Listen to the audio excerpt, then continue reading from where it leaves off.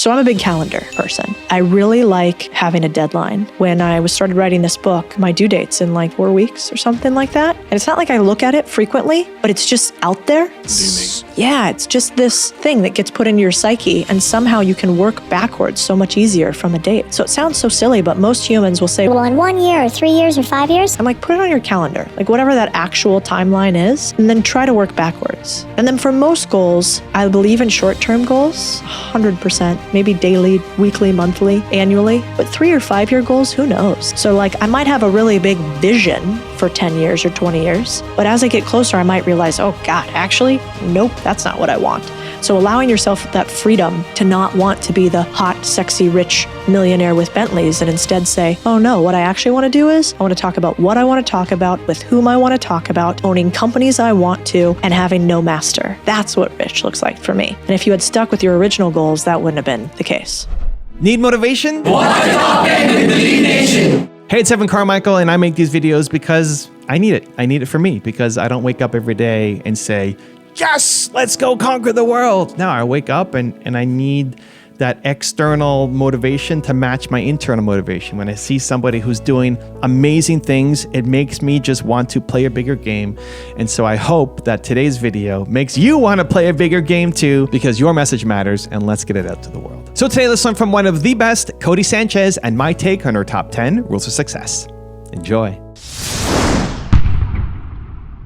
Rule number 2 is know your purpose. What's your purpose? What's the thing that's driving you to do all this stuff? Yeah, a couple things. One time, I think it's really useful if you're wondering what your purpose is, if you're struggling with, am I doing the right thing day in and day out? I like to think about a tombstone and mine. And I remember one time I had a crazy dream. And in the dream, I basically walked in the cemetery as one does. And my tombstone came up in front of me. And at the time I was in private equity, and it just said like managing director, Codie Sanchez. And I was like, oh, gross. What? That's going to be the legacy? I'm like a managing director at a private equity firm? Kill me. And so I think sort of looking at your tombstone, and it doesn't have to be work related. It could be, father. That might be an incredible thing to have on your tombstone, right? And so that made me change my perspective. And now I hope the legacy is that we bring more humans into ownership. That's the second idea I'm playing around with, which is I think more humans need skin in the game in some way, shape, or form. It's the only way to feel like you have ownership in this world. You have something that you are striving for and building. And most people rent their apartments these days or their houses. Most people work at jobs where they don't have equity in it. Only 15% of humans actually own stocks, which would be equity in companies. By and large, we're becoming a nation or a world of renters when we started, over the last century, just finally becoming owners after years of serfdom. And so, that is my mission, is I want more human beings to have their little plot of land, figuratively or physically, because I think that changes the way we look at the world. Then we start to become stewards of it. Then we start to become stewards of our country. You don't burn down the building that you own, right? You fix it, you renovate it, you build on it.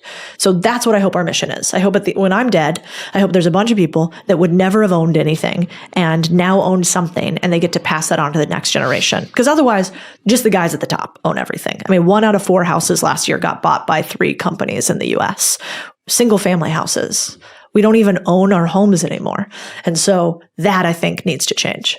Rule number 3 is diversify your income streams. What I really want people to do is learn the framework. So I want you to be able to buy your first business that either supplements your salary if you want to exit your company, or supplements your expenses. And so I want to teach people, how do you buy a small business that can either replace what I'm making right now, or that can replace my expenses, so that I can continue to do the work if I want to at my job, but I never have to. I can have my fund that's funded from something else. And so that's the first step. And then what you'll quickly realize is, once you buy a business, and the average person who goes through our program buys a business typically in 11 months, and that business is somewhere between $100,000 to $10 million in total revenue. And we screen people, because not everybody should do this. And so we screen them to kind of make sure, are you sure you're ready for this? And what I found is, what happens is, you'll buy your first business. And then you'll spend anywhere from 90 days to a year and a half, kind of stabilizing that business, running through it. But then you're going to add different, what I call revenue lines that could be income lines to an individual through your business. So you're going to say, all right, I bought a laundromat and now I want to increase the revenue of the laundromat. So I'm going to add vending machines as another revenue line. And then because I see how that works, I'm going to add vending machines for soap. And then because I see how that works, I'm going to add a wash and fold service. And then I'm going to add a delivery service. And what you're basically doing is you're diversifying your revenue streams through one business. So there is a focus or a through line to your business, but you're being really smart in acquiring your new profit centers. And that's something I wish I learned earlier, because I always thought you had to grow organically. Like I've got to go and I've got to get this one customer or this one client. But what if instead you could acquire the clients and wrap them up inside of your business? And that's what I tend to do again and again. But the only caveat I would say there is that I do think you need to focus on skills early as opposed to income. So I have a model that says learn, earn, invest. Most people go, I want to invest. I want to invest and make money. But really what you have to do is first you have to, let's say you wanted to buy a boring business. You need to spend a minute learning about buying a boring business. 90 days, some people take a year, but let's say that 1 year trial period of really learning how to execute on deal making. And while you're doing that, I want you to earn money. And I want you to learn how to increase your earnings potential. So whether that's negotiating for a higher salary, or whether that's getting a better job with a better salary, or whether that's doing commissions. And after you've done those two things, then I want you to use that money and I want you to invest it in something or invest your time or expertise. And so that's kind of how I push people to start thinking about diversification of revenue lines. Rule number 4 is always keep learning. One, invest in you before you invest in assets. I buy boring businesses. I teach people how to buy boring businesses. The first thing I say to everybody is like, don't do any action for the next 90 days. Don't buy something. Don't invest in something. Your singular job is to spend at least an hour a day learning about investing. You will never, I can guarantee you will never regret spending the time learning what it means to make money either through investing or through earning. So that's the first thing. Don't make little investments. So the biggest mistake I see people make, and one of the people on my team did this. She was listening to a dude on the internet, who I'm actually friends with, funny enough. He was talking about day trading. And she spent $5,000 following his advice to day trade. I said, do you find yourself obsessed with this game of day trading or investing? Do you think that you are one of the best in the world at it? Are you getting really smart at the game of it? Or are you just attempting to speculate and get rich quick? Because that is the fastest way to lose your money. Yeah. So that's one. Two, it's the old adage that we all know to be true, which is, I think you should be the poorest and the dumbest in as many rooms as you possibly can. And I try to do that continuously. I'm trying to do it with fitness right now, actually, because I want a six-pack. So I want to see if the six, do they rub off? Are they contagious? I'm unsure. It does. Unsure. But somebody said to me something I really liked, which is you should be, if you want to achieve a goal, get in a friend group where your goal is their norm. Yeah. And that really flipped something for me, because when it's my goal to have a six-pack and eat healthy, but the people I'm hanging around all already have six-packs and eat healthy, their norm is what I want. Their goal will help me get to my goal way faster. Yeah. And so that's the second thing. It's just getting in the right rooms. And then probably the third is our motto. It's question everything you're told. Stuff by me, stuff by you. Your ability to hear an idea, even well or beautifully articulated, write it down and then go, do I agree with this? I'm not sure I do. What about second and third order effects of this situation? That critical thinking component will save people from poor investment decisions, and it'll save them from poor career decisions, and it will make them become a thinker as opposed to a follower. Also, to make sure you're actually taking action after watching this video, I've designed a special free worksheet just for this video. The worksheet will highlight all of the lessons learned in this video, as well as pull out our 3 favorite learnings and quotes that will inspire you to actually do something. The worksheet will also give you space to write down what your key takeaways are and your specific plan of action to make sure you're getting results. If you want the worksheet designed specifically for this video, absolutely for free, there's a link in the description below. Go click on it and start building the momentum in your life and your business. I'll see you there. Rule number 5 is surround yourself with A players. If you sit next to a high performer, so if you have your team sit next to a high performer, you will outperform by 15%. So a high performer just in your proximity will increase your performance by 15%. If you sit next to a low performer or underperformer, it will decrease your productivity by 30%. So every B player you bring on board is not just decreasing their productivity by 30%. It is that energy transfer, which is that everybody around them becomes a little bit less productive. And I think one of the reasons people want to be owners of companies is because they feel that. People want to stay at companies where there's a bunch of winners. That's why I liked Goldman. I was like, these guys are so smart. I'm learning so much. I want to keep going. When I was at Vanguard, I was like, oh my God, these schleps are just schlepping around the office, not doing anything. I'm not learning anything. And they're by, design sort of pulling you back and down. And so I keep that number on a notepad next to my computer for me to, 1, not be the underperformer, and 2, it's not just about getting rid of underperformers for you as a CEO. It's not good to do to your team. So, we've definitely have had them in varying companies of mine, but we push relentlessly to either make people better or help them find the thing that they can be an A performer at. Rule number 6 is learn to love pain. Do you think it's necessary to take that pain early? Or if in an alternative or in an alternate universe, could you have enjoyed that process while also getting all the benefits from it? That's a good question. I think I did enjoy the process. I think I learned to love pain and struggle. Okay. And there were the only thing that was the hard for me is being really, really tired. I can see why that's a torture tactic, because there were days where you had to focus and I would be like, whoa, whoa, whoa, whoa, whoa, whoa. I'm like, I'm barely here right now. That was really tough. But actually the long hours working on an interesting problem set is not a problem. But I think it is and I was just thinking about this week. I had a tough week this week, stuff going on in the companies, lots of work, no sleeping. And I was writing about reminding myself, why do I keep doing this? I don't technically need to keep doing this. You probably don't technically need to keep doing this. So why? And the reason is because I think that the struggle is a bit of an honor. And I think if you want to know what the key to happiness is, it's struggle. If you want to know what the key to wealth is, it's struggle. If you want to know what the key to making a lot of money is, it's struggle. And the more that you can realize that iron actually does sharpen iron, and the more sort of difficult things you can champion and do, the more likely you are to have a successful life. I think it's a life hack. It's a secret that these days we don't want to hear. Now everybody wants, I want to do the least and make the most. I want to hire the least amount of people and have the biggest company. I'm a solo entrepreneur that will never employ anybody, that makes millions on the internet, and you can do it too without any work and 4 hours a week. That's the thing that we've said we want. And then I think about it for a second. I stand back and I'm like, is that really what we want? What happened to building empires? What happened to leaving legacies? What are you going to do in the other 52 hours of your week? And so I don't think you have to struggle forever, but I think periods of struggle make the periods of relaxation really poignant. And one without the other is like a day without a night. Nobody wants to live in complete pleasure and happiness always because it diminishes. And so I do think you need it. Rule number 7 is utilize social media.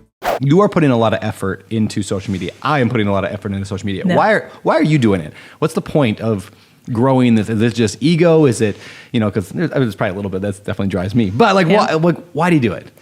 I started it in 2020 for a couple different reasons. One was I got a little bored because I wasn't doing road shows and private equity like I was for the past 15 years, running around every week. You know the deal, raising money from investors, vetting deals. I was working 60, 70, 80-hour weeks. And when COVID happened, I had a little bit of time and I actually got to take a step back and think for a minute.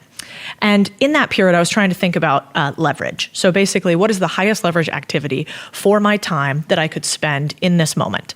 And for most of my career, I hadn't thought that way. I had really sort of thought, what's the next step in my career? And then the next step. But there's a power play to determining how you want to spend your time. And if you can actually think, okay, what is the, as Archimedes said, give me a fulcrum and a lever, give me a fulcrum and a lever to place upon it. And if you have a long enough version, you can move the world, right? And so I kind of thought about that with social media. And I think I read a post from Naval Ravikant that basically talked about the 3 levels of leverage, which was first employment or people. You could do something bigger than yourself if you convinced other people to join you. And then the second lever was capital. Most of the big wealthy humans that we know through time as titans, like the Rockefellers and the Rothschilds, were created during the Banking Act, right? When we got access to other people's capital at scale. And then the third was code. Bezos, Musk, Gates, all of these guys had early access to technology before other people did. And so they had an army of robots, quote unquote, online. And the fourth one that he hadn't talked about enough yet was audience. And audience, in my mind, is the first permissionless form of leverage. Banks, you had to ask for the money. Code, you had to have access to the technology. And for humans, you needed money to pay them, right? And now we had audience. And I thought, wait a second, I'm running around trying to raise capital for investment deals. I'm doing, I'm in the Million Mile Club. I'm doing 100,000 plus miles a year. It's actually not that fun. What would it look like if instead of me going to people, I brought them to me? And once I started looking at the power of social media, I thought, oh my, I can't believe I haven't seen this before. In finance, we don't typically do social media because unlike real estate, we have way tighter rules for raising capital. And so I remember I worked at a firm where I had all these licenses, 66 and 63 and Series 7 and 24. And my firm said, if you say anything publicly, you could move the markets. I'm like, bro, it's like me and my mom on here. Nobody's following my stuff yet. But they basically, my CEO at the time said to me, we get rich quietly. We get rich quietly and we don't talk about it. We don't make a ruckus. And I thought, I don't know. I think we could get rich in public if we did it the right way. And so that convinced me, I'm going to build a huge social audience. I'm going to never do another steak dinner and I'm going to see how big this could get. And it turns out I was right. Rule number 8 is don't let anyone hold you back. The people who love you, they want what's best for them, typically, which is that you're safe, you're secure, everything's okay. They don't really want what's quote unquote best for you, because that's actually the scary thing. Real growth happens when you take huge risks and you potentially fail and you realize that you're not going to die. And so I realized that my loved ones were some of the reasons that were actually holding me back. Super supportive, but they were always saying things like, is the grass always greener, Codie? What about this next thing? Is that really going to make you happy? Are you sure it's not you? Is it them? And in some cases, they're right. I just have that ridiculous urge to keep growing and doing more. But that made me jump from 5 finance companies in 10 years or something like that, because I thought it was the individual company. And I didn't realize, oh no, I'm just unemployable. I want to work for myself. I'm not going to be great at being at somebody else's employee. But it was the stories that I heard again and again from my family because they wanted to keep me safe. Very kind, but not right for me. Rule number 9 is learn to negotiate. I remember when I went to go ask for my raise, I was like, what is a way where I could decrease this sucking for him? Because it's awful when somebody asks you for a raise as an employee and you can't give it to them, or you don't think or as an employer, or you don't think that they're actually worth that. And so there's this tension, obviously, that happens immediately. And everybody all the time is coming to you as an employer asking for more money. And so you can actually really negatively impact the relationship. But I said, okay, I'm going to come up with kind of a fun way that I could ask him where he is never going to have felt this before and simultaneously will feel like it's low risk.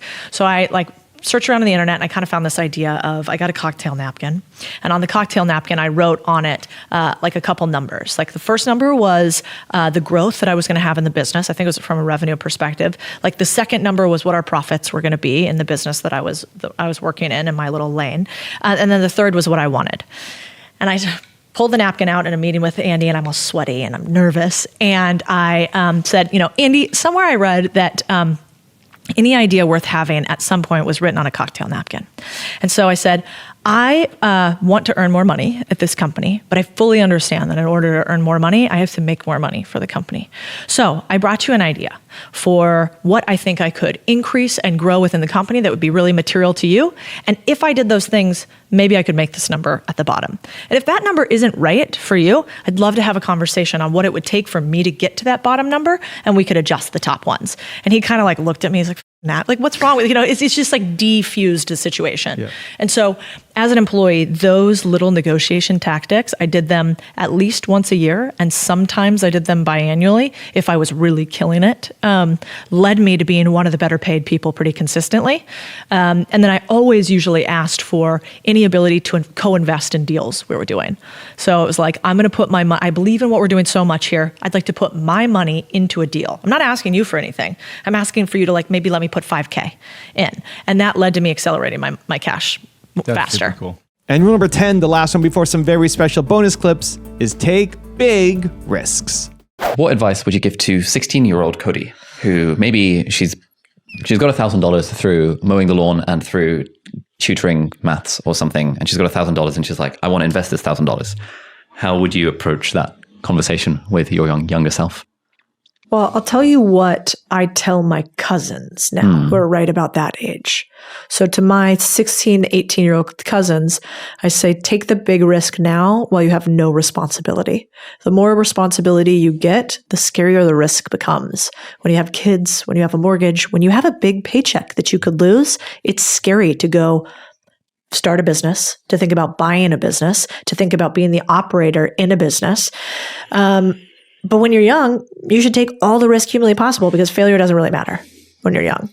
I don't think you should take $1,000 and invest it in anything when you're young, unless you're investing it in yourself or you're investing it in a big risk, like trying to potentially turn $1,000 into a $100,000 business purchase. Interesting. Okay. But not Bitcoin or NFTs. Not Bitcoin. Okay. No. I mean, there's in investing, we say that those people are speculators, not investors. And there's a whole generation of people that have been taught speculation, not investing. Anytime you have the last man fallacy, which is that the person who comes in next that you're going to sell to is the dumb one that's going to be holding the bag, you should know that you should run away from that because you're the last man.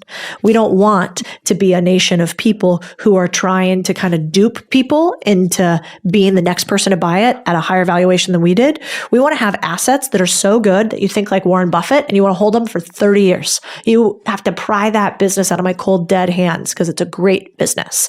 And I think because we had that fast money run of NFTs and Bitcoin and stocks, people get confused.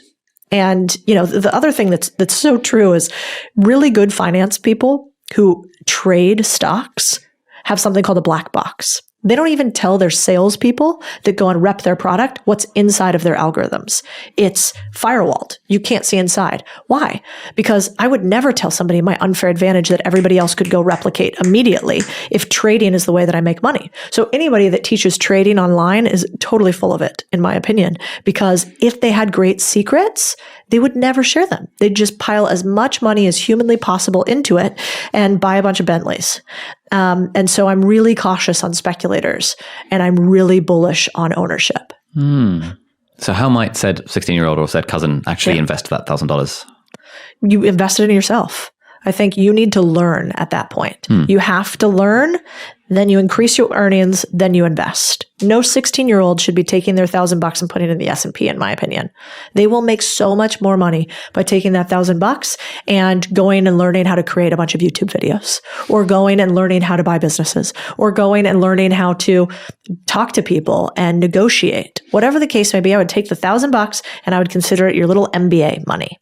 And I think spend like that until you can start you can do the S&P 500, putting 10% of your savings in. I've done that for a long, long time, but that won't make you rich. It'll just potentially beat inflation. Each of us, we have something I call it inside of us. This thing we're supposed to do, this thing we're uniquely good at, this thing that we can't help but do for the love of it. And what happens if we were able to do that thing? If we were able to, through our small businesses, pay for our rent and mortgage and kids and colleges and all the things, and thus lean into that other voice inside. And so I'm only gonna read you 30 seconds, but I hope you leave with this idea of what is your it. And I'm gonna borrow some words from another, and then I'm gonna leave you with some words of my own. I got the idea for the it after reading a poem from Charles Bukowski. And it struck a chord really deep inside about the wrongness of letting others become the architect of your life, and you walk around in a house that doesn't feel like yours, and how instead could you be the one to build that foundation? And so here it goes.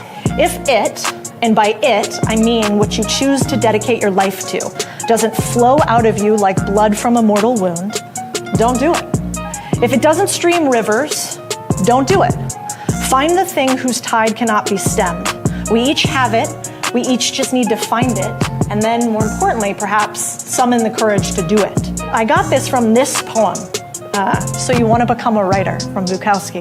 And he says, don't be like so many writers. Don't be like so many thousands of people who call themselves writers. Don't be dull and pretentious and boring and consumed with self-love. The libraries of the world yawned themselves to sleep over your kind. Don't add to it. Don't do it. Unless it comes out of your soul like a rocket, unless being still would drive you to madness or suicide or murder, don't do it. Unless the sun inside you is burning your gut, don't do it. When it is truly time, and if you have been chosen, it will do it by itself, and it will keep on doing it until you die or it dies in you. There is no other way, and there never was. That's by Bukowski, a poet and a bit of a madman. And so what I'll say to all of you is that to all my fellow madmen and women, to all of my fellow contrarians and creators and builders and business buyers, may you find your it. And I can promise you one thing. Although you may do a cash flow deal, although you might buy that car wash, although perhaps a laundromat is in your future, that's not your it. It is the first step on your stairway up to whatever that thing is inside of you that you can't do but for lack of dying.